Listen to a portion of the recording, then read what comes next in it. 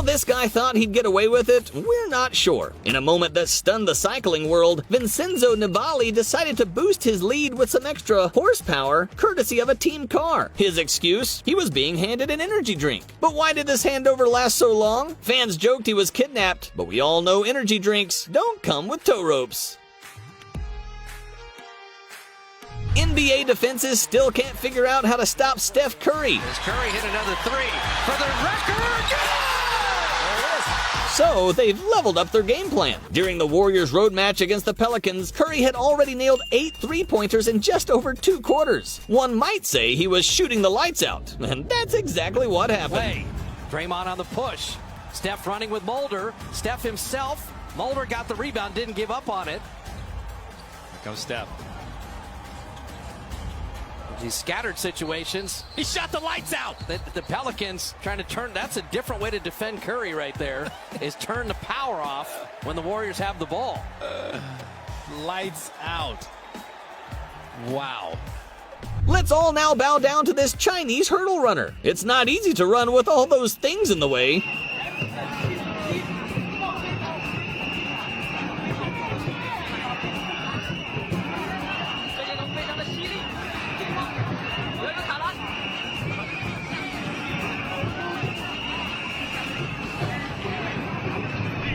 Like a look of relief on Rob Sloan, the Sunderland Harriers' face.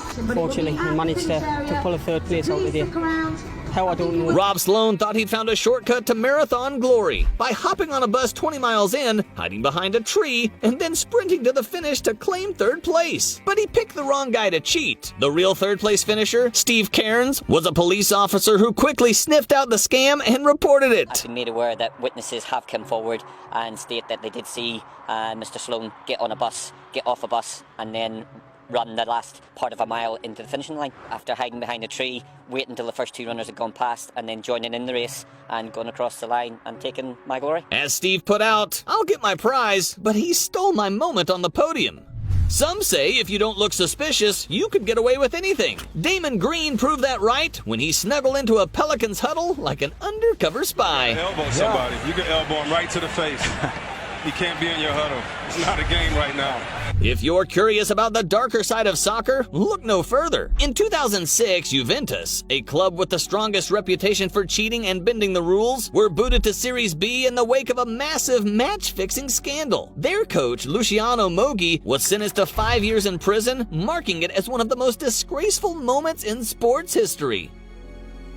We've explored one of the most corrupt ways to win a league. Now let's delve into one of the most controversial ways to win a match. In 2009, Chelsea and Barcelona met in the second leg of the Champions League semi-final, a game shrouded in controversy. Referee Tom Henning of Rabo denied Chelsea 4 clear penalty appeals. Lampard has helped it through, and Drogba controls. He's gone down. The referee looked at his linesman, and Anelka. Is that handball against PK? The referee says no. Does he move hand? Orange shirt as Lampard takes the corner and Chick was up there and got a head to it. Ballack has a round appeal. The referee says no. Referee says no. And in the dying moments, Andres Iniesta's strike sent Barcelona through on away goals. Eto'o broke from him, but it's Messi. It's Iniesta! And the Chelsea fans cover their eyes in horror. A furious Didier Drogba confronted the officials post-match, calling it a...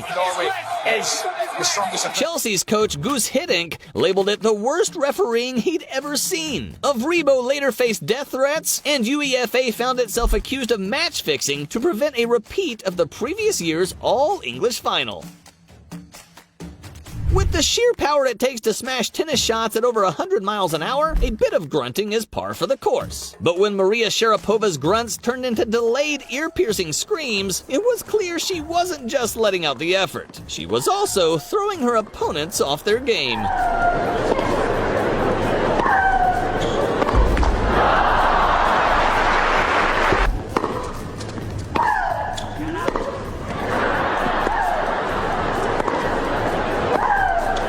Publikum unterhält sich wieder selbst mit dem Gestöhne hier. ist natürlich unfair. This was the moment Brazilian soccer player Rivaldo's acting skills took center stage. And not in a good way. After a Turkish player shot the ball at his leg during a World Cup match, Rivaldo went down clutching his face as if the pain had magically traveled upwards. We might need a nervous system expert here to explain how that works. He's a cheat. Yep, he's the guy that cheated. Like, he's a cheater. Of all the ways athletes can cheat, Cameron Bancroft's method might take the cake for creativity. The Aussie cricketer got caught tampering with the ball using none other than sandpaper. Dave suggested to me to carry the action out on the ball, given the situation that we're in the game, and I didn't know any better. As you can understand, it's been a tough and emotional time for my wife and the kids. It was purely the players and the leadership group that came up with this, and as I said, it's not on, and I can promise you it won't happen again. A match between OKC Thunder and Houston Rockets perfectly depicts what basketball would look like if Earth's gravitational pull was just a little bit stronger.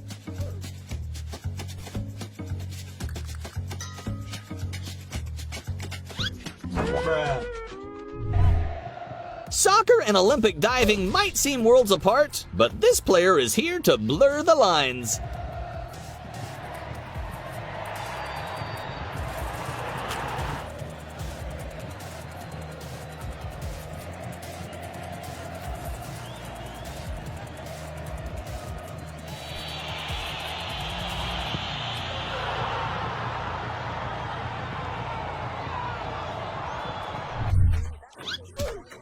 Bradley Beal also seems to be taking the same approach with this dolphin flop.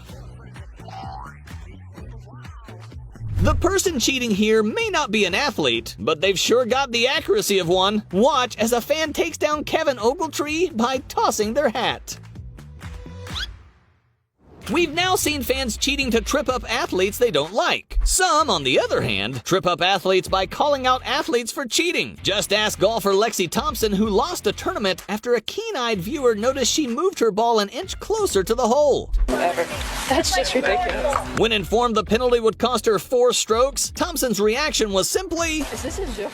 No, it's not. It's not at all. It's unfortunate what happened. I did not mean that at all. I didn't realize I did that. This was the moment Chad Ochocinco was fined $20,000 by the NFL for flashing a dollar bill at an official during a replay challenge. A joking attempt at what the Bengals receiver referred to as a bribe. As if there he had a dollar in his hand, as if he said, I bet you a dollar that that's a completed pass. Watch now. Either that, he was going to pay off the officials. The receiver gains control of the ball but does not have 2 feet in bounds. Therefore, it's an incomplete pass. The Tonya Harding scandal. A scandal so shocking they made a movie about it. In 1994, the United States of America was home to 2 of the best female figure skaters of all time, Tonya Harding and Nancy Kerrigan. Harding was one of the few women in the sport capable of performing the elusive triple axel. Slowly back in the beginning. Jump, jump, okay, go. Check our card, go for it. Okay, to the defense. レフェリーのところ、何か靴に異常があるんでしょうか。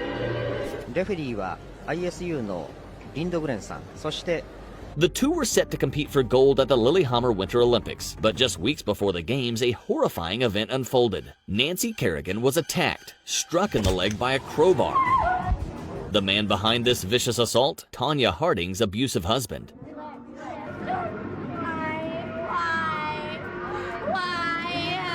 Tonya Harding has always maintained she knew nothing about the attack, but that didn't stop the fallout. She was slapped with a lifetime ban from the sport and a hefty $100,000 fine and sentenced to 500 hours of community service. I would like to begin by saying how sorry I am about what happened to Nancy Kerrigan. The film I, Tonya, starring Margot Robbie, delves into Harding's grueling journey to Olympic glory and the rough upbringing she experienced compared to other athletes. Yet despite all the drama, we can't ignore the real victim here, Nancy Kerrigan. In a recent interview, Kerrigan publicly admits she never got a direct apology from Tonya Harding. So you don't feel like you ever got an apology?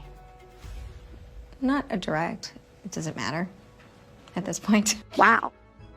This is insane. The scandal is such a sensitive topic for both athletes that Tonya Harding even cut an interview short following a provocative question from Piers Morgan. But I think the victim in all this wasn't you, it was Nancy Kerrigan, who had her Olympic dream shattered quite literally in her legs. I believe that we all Thank you so much. I appreciate being on your show, but I think I'm going to have to say have a good night. Marion Jones and the Sydney Olympics. If you've never heard of Marion Jones, you probably weren't watching the news in the year 2000. This American athlete went from being one of the most beloved figures in the United States to becoming the center of one of the biggest doping scandals in Olympic history. Allegations of performance-enhancing drugs followed Jones since her high school days.